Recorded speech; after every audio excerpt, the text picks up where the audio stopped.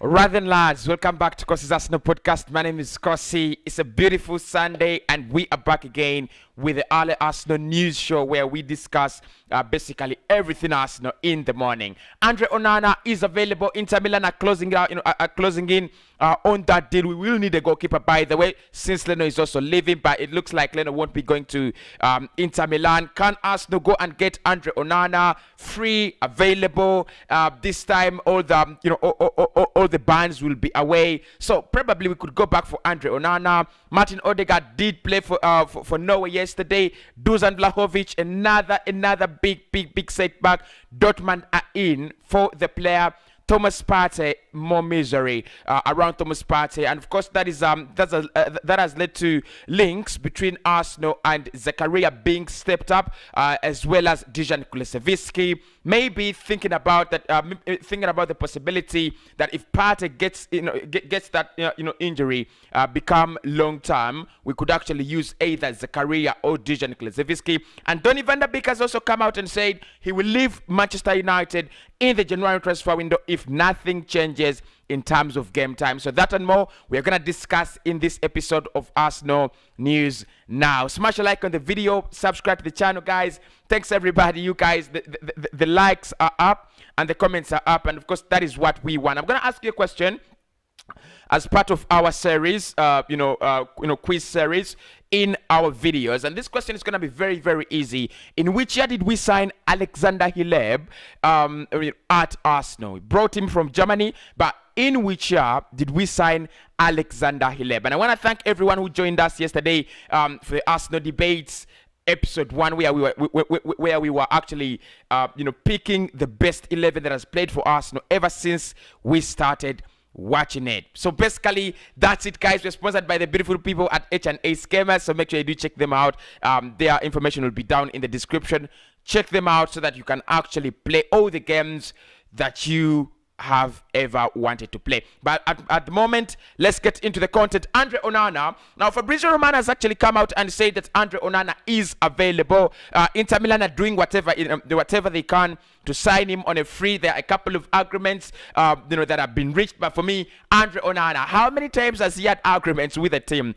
He's had agreements with Inter, he's had agreements with Arsenal, he's had agreements with Lyon, so he's still a big possibility. Probably Arsenal could get him on a free. It's a transfer, it's a transfer that we could do, a transfer that Arsenal could just go out there and scoop out of the scoop. But look, having Ramsdale as number one, it would only create big chaos, and of course it poses a big question whether Arsenal can get a player like Andre Onana with Ramsdale now already as number one. Well, we know that one of the reasons why Andre Onana hesitated to agree to join Arsenal was the fact that he wanted the number one spot and Leno was in that spot. So Arsenal did not guarantee him first choice football, and he wants first choice football. Honestly, he's a good goalkeeper. He's one of the best in the game, so you really cannot buy him and make him an understudy to Aaron Ramsdale. It would be absolute humiliation. So it looks like Inter Milan will be the club where Andre Onana goes. It will be a transfer that I really miss. I'll be very envious of Inter Milan, and of course that affects the ban Leno in transfer also to some point and in some way, because Inter Milan have been reported as the next destination of Ban Leno, but looks like no, Leno will be either going back to Germany or to any other club. It won't be Inter Milan in January. Now, still moving on with what is happening around the club. Our young striker Edin Ketia is wanted by West Ham once again. Let him go. We've said this, and I've said this all the time. I don't know why Arsenal do not want to let the young lad go. I don't know why Arsenal do not want to let Edin Ketia go.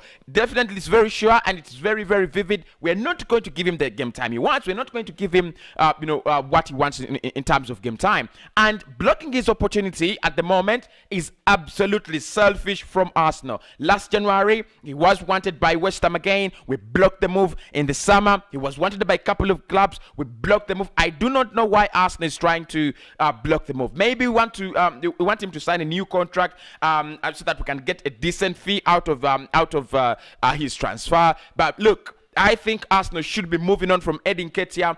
look at the likes of Balogun, look at the likes of Martinelli, give them more game time. Nketiah at the moment for me is a stumbling block. He needs to go. So West Ham have come in for Eddie Nketiah. Again, they want him. They've always wanted him. I don't know if he fits the profile of David Moyes, because if he has Mikel Antonio, I doubt he would want a player like Eddie Nketiah. But look, Eddie Nketiah is one of the players that I really appreciated, in the English game, especially among the young players.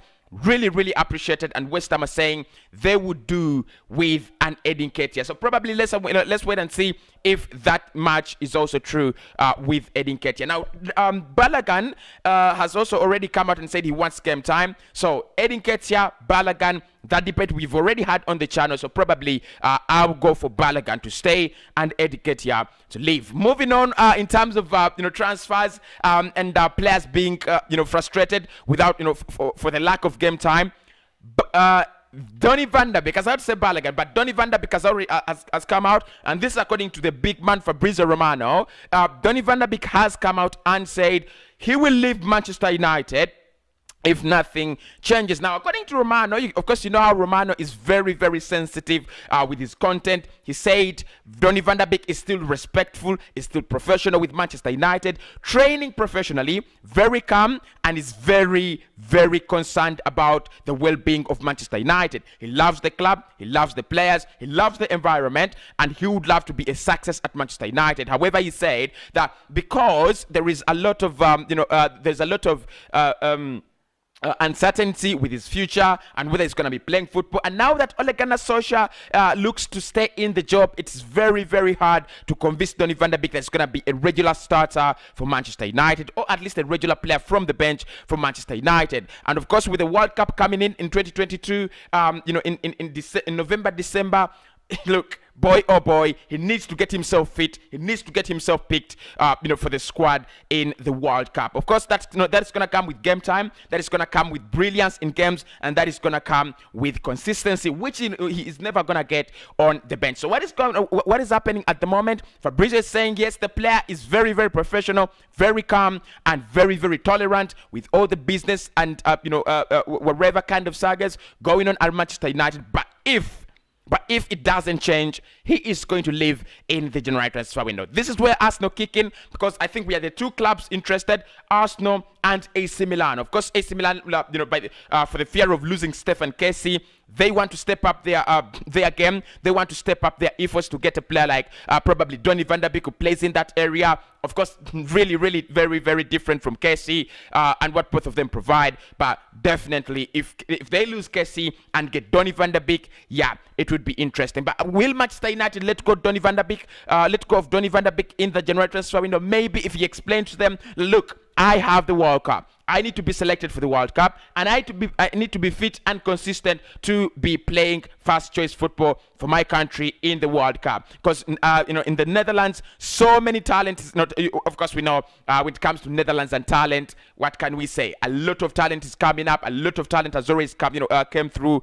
In the ranks. And that's the reason why Donny van der Beek needs to be very, very careful. So Arsenal, AC Milan fighting for him in January. If United give us Donny van der Beek, they will be absolutely mad. Actually, it's one deal that I would do.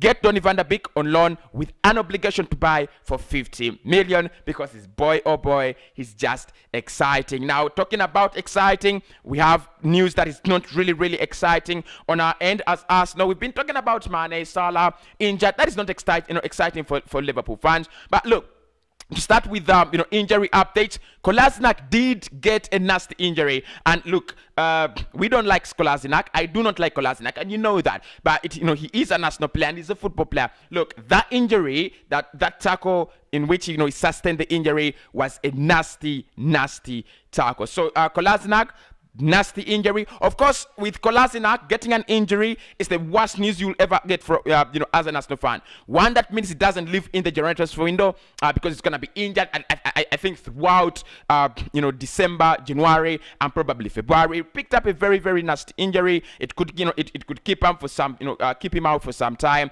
and probably that means he gets to stay at Arsenal and maybe leave in the summer. But at the moment, let's pray for him to get better. The injury was so bad. The tackle was absolutely bogus.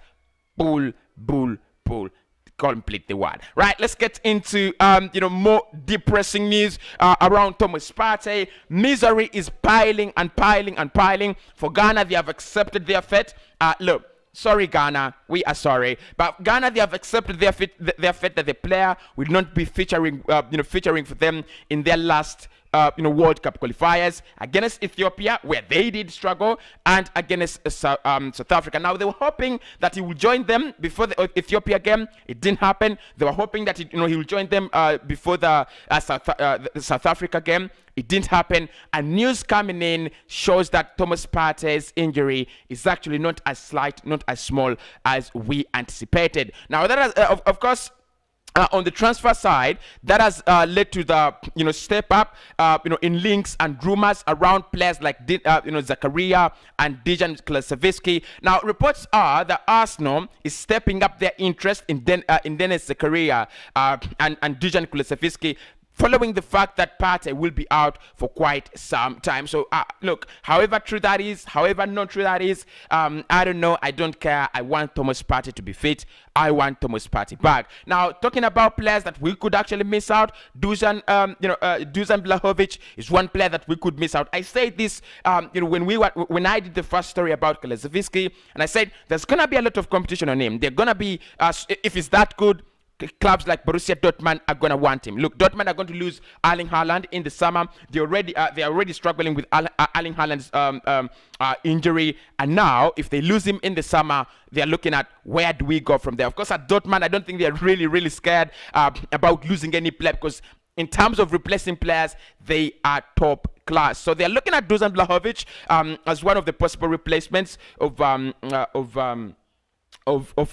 Haaland, and probably it works out. But look, if Arsenal can get to him fast, I believe we can actually get a very good player in there. Despite the fact that yesterday I did listen into an expert insight who said Vlahovic was not as good as we expected. And finally, yesterday, the boy Martin Odegaard 10 did get to play for Norway.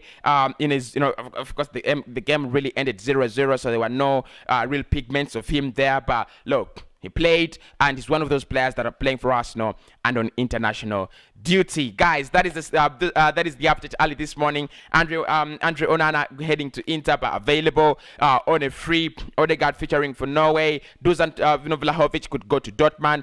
Partey's misery actually increases. Donny van der Beek says he would love to leave in January if game time doesn't actually come in. And Zakaria and Dejan Kulusevski could replace Thomas Partey if his injury worries actually do not step down. My name is Kosi. Smash a like on the video. Let's get to 100 likes. The question in this video: in which year did we sign Alexander Hileb to Arsenal?